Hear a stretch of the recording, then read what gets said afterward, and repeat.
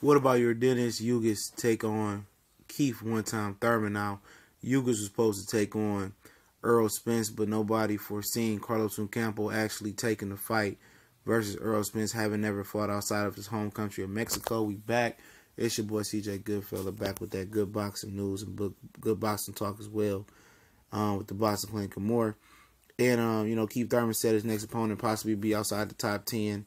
Ugas is barely ranked inside the top 15 of the IBF, and he's not ranked in any other three major sanctioned belt body: WBC, WBA, or WBO. But Keith Thurman wants a nice tune-up, a nice setup, and I think Ugas would be a good tune-up. He's not a big puncher. 21 wins, 3 losses, 10 knockouts.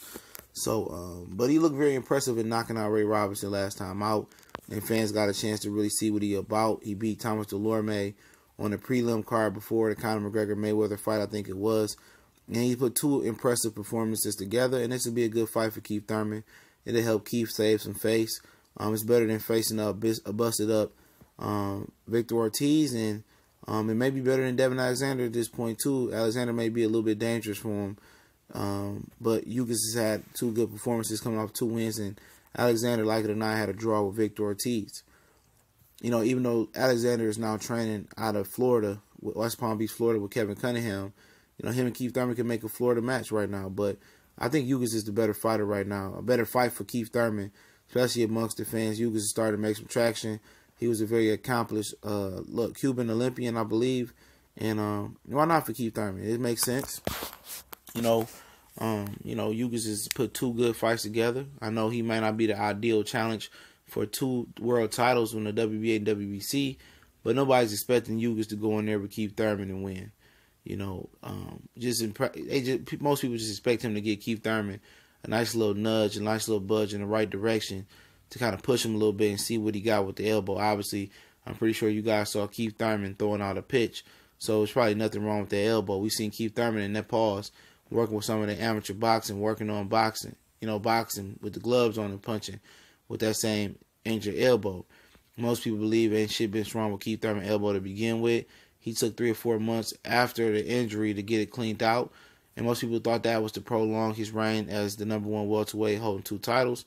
And he milking it, he milking it. Could Ugas pull off the upset? Possibly. He has the amateur pedigree, and he's been looking good of late, especially if Keith Thurman re-injures that elbow or he just like super off. But I expect Keith Thurman to handle his business and do what he do and beat, Ugas. But it's still a good fight. It's a good competitive fight. It's better than what they possibly trying to cook up right now.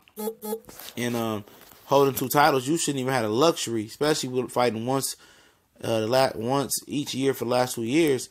You shouldn't have the luxury of a tune-up fight. You should be jumping right in with Sean Porter, Danny Garcia, in my opinion. But if they really want to do this big, they should have Keith Thurman versus Ugas and have Sean Porter, Danny Garcia fighting sometime, after that. And really showcase both of these fights on PBC and Showtime.